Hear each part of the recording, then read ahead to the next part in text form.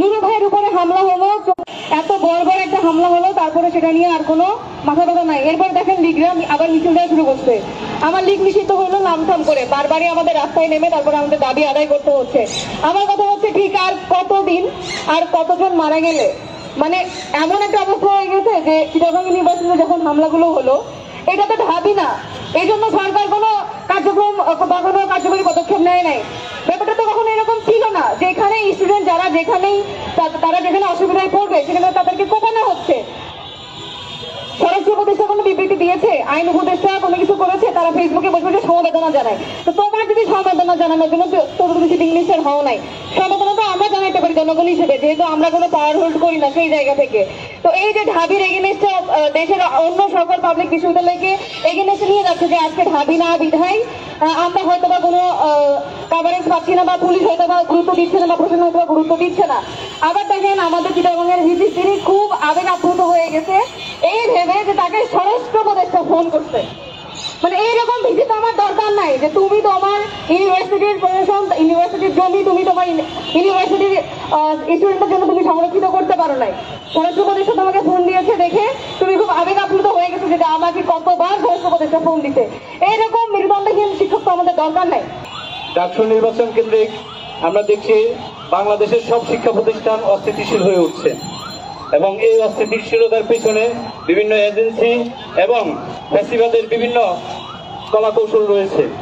আমরা এর তীব্র নিন্দা জানাচ্ছি এবং ইন্টারিমের কাছে আমরা দাবি জানাবো যে এই ধরনের ষড়যন্ত্রের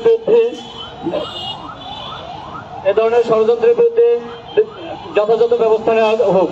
আমরা দেখছি যে ফ্যাসিবাদী কালচারাল শক্তি কিছুদিন আগে শিল্পকলা একাডেমিতে আবৃত্তি সংগঠনের নামে তারা সংগঠিত হওয়ার চেষ্টা করেছে। তারা বিশ্ব সাহিত্য কেন্দ্রে কালচারাল অনুষ্ঠানের নামে, রবীন্দ্রনাথের আবৃত্তির নামে তারা সংগঠিত হওয়ার চেষ্টা করেছে। ইন্টারিমের যে এজেন্সিগুলো আছে তারা তো এত বোকা নয় যে তারা এগুলো সম্পর্কে কোনো খোঁজ খবর রাখবে না। আওয়ামী লীগ বিভিন্নভাবে ঢাকায় বিভিন্ন জায়গায় মিছিল করছে। আমাদের ইন্টারিম সরকার কি করছে, আমাদের গোয়েন্দা বাহিনী কি করছে, তারা কেন এদের ব্যাপারে ব্যবস্থা নিচ্ছে না? এবং ডাকসু কেন্দ্রিক নির্বাচন কেন্দ্রিক যে ধরনের অস্থিতিশীল পরিস্থিতি তৈরি হচ্ছে সারা দেশে, সেই পরিস্থিতির বিরুদ্ধে ইন্টারিম যথাযথ ব্যবস্থা নেবে।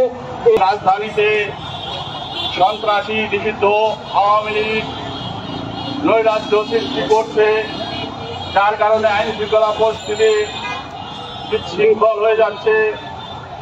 ক্যাম্পাসে তারা অস্থিতিশীলতা সৃষ্টি করে আমাদের জুলাই বিপ্লবের অর্জনকে ধ্বংস করে দিতে যাচ্ছে। জুলাই বিপ্লবের যে অর্জন, সেই অর্জনকে তারা নষ্ট করে দিতে যাচ্ছে। আমি স্পষ্ট করে ইন্টারিমকে বলবো, এরা সুযোগ পেয়েছে আপনাদের বিচারহীনতার সুযোগে। হাজার হাজার শহীদ হয়েছে, সেই শহীদদের রক্তের সাথে অবমাননা করে আপনারা এখনো দেশব্যাপী বিচার শুরু করতে পারেননি। শুধু কয়েকটি বিচার দেখিয়ে আমাদের চোখে তুলা দিচ্ছেন।